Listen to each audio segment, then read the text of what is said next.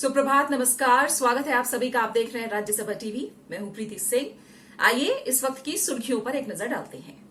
सरकार ने कृषि और संबद्ध क्षेत्रों के लिए 1,63,000 करोड़ रुपए की पैकेज की घोषणा की है।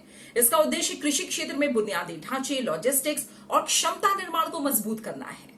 वित्त मंत्री निर्मला सीतारमण ने किसानों के लिए 1,00,000 करोड़ रुपए का कृषि ढांचागत कोष बनाने की भी घोषणा की है। इसमें खास ध्यान खेती, मछली पालन और कृषि आधारित उद्योग पर था। प्रधानमंत्री ने वोकल फॉर लोकल नारे को चरितार्थ करने के उद्देश्य से सरकार ने एक ऐसी योजना की शुरुआत की है जिसके जरिए भारत के विभिन्न क्षेत्रों के किसान अपने यहाँ के खास फसलों और फलों का प्रसंस्करण करके उसे पूरे देश में बेच सकेंगे। इसके लिए सरकार ने 10,000 करोड़ रुपए का आवंटन किया है। बजट के दौरान ऐलान की गई प्रधानमंत्री मत्स्य संपदा योजना को बढ़ावा देने के लिए केंद्र सरकार ने 20,000 करोड़ रुपए का ऐलान किया है। इसके तहत मछुआरों को मत्स्य पालन की सुविधाएं तो मिलेंगी ही, साथ ही उनकी नाव और उन्हें बीमा की सुविधा भी मिलेगी। इससे 55 लाख लोगों को रोजगार मिलेगा और निर्यात को भी बढ़ाकर 1,00,000 करोड़ रुपए किया जा सकेगा।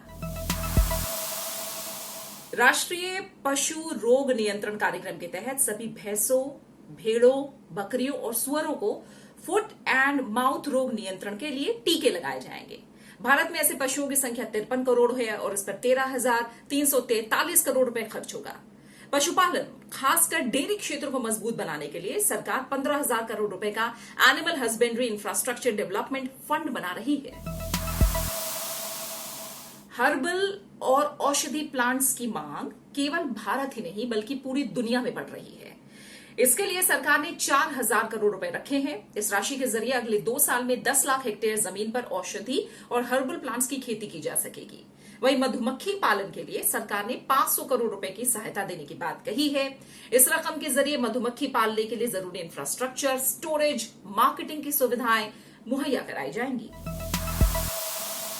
टॉप टू टोटल स्कीम में सरकार ने उन सब्जियों को रखा है जो जल्द खराब हो जाती हैं।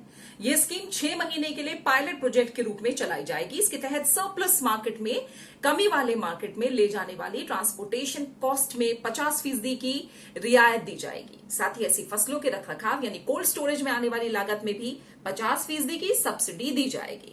सरकार ने ऐसी व्यवस्था का प्रस्ताव रखा है जिससे किसानों को बिना बाधा दूसरे राज्यों के बाजारों का लाभ मिल सके और साथ ही उनके लिए ई ट्रेडिंग सुविधाओं का भी विकास किया जा सके। उपराष्ट्रपति एम वेंकैया नायडू ने कृषि उपज की अंतर राज्य बिक्री पर अंकुश हटाने के केंद्र सरकार के फैसले पर खुशी जताई है। उन्होंने ट्वीट करके कहा कि केंद्र सरकार ने एक ऐसा कानून तैयार किया है जिससे किसानों को फसल को आकर्षक कीमतों पर बेचने के लिए पर्याप्त विकल्प मिलेंगे। उन्होंने कहा कि इसकी लंबे समय से मांग थी और इससे किसानों को बहुत फायदा होगा। उपराष्ट्रपति ने ट्वीट करके कहा कि अनाज, खाद्य तेल, तिलहन, आलू और प्याज को बेचने और कृषि इंफ्रा, मत्स्य पालन और सूक्ष्म खाद्य उद्यमों को मजबूत करने से निश्चित रूप से कृषि विकास को बढ़ावा मिलेगा। इससे उत्पादकों और उपभोक्ताओं दोनों को लाभ मिलेगा। केंद्रीय स्वास्थ्य मंत्री डॉक्टर हर्षवर्धन की अध्यक्षता में शुक्रवार को मंत्री समूह की 15वीं बैठक हुई। इसमें देश में कोरोना की ताजा स्थिति, निपटने की तैयारी और सुरक्षात्मक उपायों के साथ आगे की रणनीति पर चर्चा की गई। बैठक में तथ्य भी पेश किया गया कि 30 नगरपालिका क्षेत्र ऐसे हैं जहां देश भर के कोरोना संक्रमण के कुल मामलों में से 79% मौजूद हैं। डॉक्टर हर्षवर्धन ने इस बात पर जोर दिया कि जिन इलाकों में कोरोना संक्रमण का फैलाव ज्यादा देखने को मिल रहा है, उन इलाकों में प्रबंधन व्यवस्था को बेहतर किया जाए और ज्यादा ध्यान केंद्रित किया जाए। 18 मई से लॉकडाउन का चौथा चरण शुरू होने जा रहा है। इसमें रेड, ऑरेंज और ग्रीन जिलों के साथ साथ जो कंटेनमेंट जोन में क्या कुछ रियायतें दी जाए और किन किन चीजों पर पाबंदी लगाई जाए, इस पर भी विचार विमर्श किया गया। देश में कोरोना से निपटने के लिए हो रहे परीक्षण की संख्या 20 लाख के पार पहुंच चुकी है। हर दिन 1 लाख सैंपल की भी जांच हो रही है। 500 से ज्यादा सरकारी लैब के अलावा निजी लैबों में भी इसकी जांच की जा रही है। वहीं एनसीडीसी में कोरोना वायरस की जांच के लिए कॉब 6800 मशीन लगाई गई है। इस मशीन की मदद से हर दिन 12 से सैंपल टेस्ट हो सकेंगे। ये मशीन एक साथ कई सैंपलों का टेस्ट कर सकती है। इससे स्वास्थ्य कर्मियों को इन्फेक्शन का खतरा नहीं होगा और कम समय में ज्यादा रिजल्ट मिलेंगे। कोरोना संकट की वजह से विदेशों में फंसे भारतीयों को स्वदेश लाने के लिए वंदे भारत मिशन का दूसरा चरण आज से शुरू होने जा रहा है। पहले चरण में 12,000 से अधिक भारतीय नागरिक सकुशल स्वदेश लौट चुके हैं। इस महाअभियान के दूसरे चरण के तहत 32 देशों से भारतीयों को वापस लाने के लिए फील्ड फ्लाइट समेत 149 विमानों की तैनाती की गई है। एयर इंडिया के विशेष उड़ानों के जरिए कई देशों से भारतीयों को वापस लाया जा रहा है।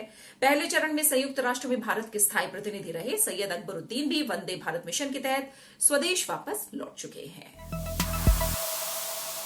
वहीं ऑपरेशन समुद्र सेतु के दूसरे चरण में भारतीय नौसेना का जहाज INS जलाश्व मालदीव में फंसे भारतीयों को लेकर कोच्चि के लिए रवाना हो गया है। जहाज में लगभग 700 भारतीय सवार हैं। इसमें केरल और केंद्र शासित प्रदेश लक्षद्वीप के निवासी शामिल हैं। पहले चरण में INS जलाश्व और INS मगर के जरिए मालदीव से 904 भारतीय नागरिक स्वदेश लौट चुके हैं। कोविड-19 के खिलाफ जंग में विश्व बैंक ने भारत सरकार के कार्यक्रमों के लिए $1 बिलियन के पैकेज की घोषणा की है। करीब 7500 करोड़ रुपए की राशि का यह पैकेज सामाजिक सुरक्षा पैकेज होगा। भारत में वर्ल्ड बैंक के प्रमुख जुनैद अहमद ने कहा कि वर्ल्ड बैंक 3 क्षेत्रों में भारत सरकार के साथ भागीदारी करेगा। ये क्षेत्र है स्वास्थ्य, सामाजिक सुरक्षा, सूक्ष्म लघु और मध्यम उद्यम। उन्होंने कहा कि इस पैकेज के जरिए भारत अपनी सभी सामाजिक योजनाओं को प्रौद्योगिकी के स्तर पर एकीकृत करने में सक्षम होगा। वहीं ये पैकेज प्रवासियों, असंगठित श्रमिकों और कमजोर वर्गों को सामाजिक सहायता देने में भारत के प्रयासों में मदद करेगा। म्यांमार की सेना ने कल भारत को पूर्वोत्तर भारत से 22 उग्रवादी सौंपे। इनमें UNLF और NDFB के बड़े उग्रवादी शामिल हैं। इसमें से अधिकतर उग्रवादी असम और मणिपुर से हैं। म्यांमार की सेना ने म्यांमार में अलगाववादी संगठनों के खिलाफ भारत और म्यांमार की संयुक्त कार्रवाई के तहत इन उग्रवादियों को भारत को सौंपा है। इन उग्रवादियों को विशेष विमान से लाया गया है। ये समूची कार्रवाई राष्ट्रीय सुरक्षा सलाहकार अजीत डोभाल के नेतृत्व में की गई है। दक्षिण पूर्व बंगाल की खाड़ी और इसके पड़ोस में कम दबाव का क्षेत्र बन रहा है। भारतीय मौसम विभाग के मुताबिक इसके और घना होने की संभावना है और ये आज रात तक चक्रवाती तूफान में बदल सकता है। रविवार तक ये उत्तर पश्चिम दिशा की ओर बढ़ेगा और इसके बाद उत्तर पूर्वी दिशा में चला जाएगा। इसी के साथ सुर्खियों में फिलहाल इतना ही। नमस्कार।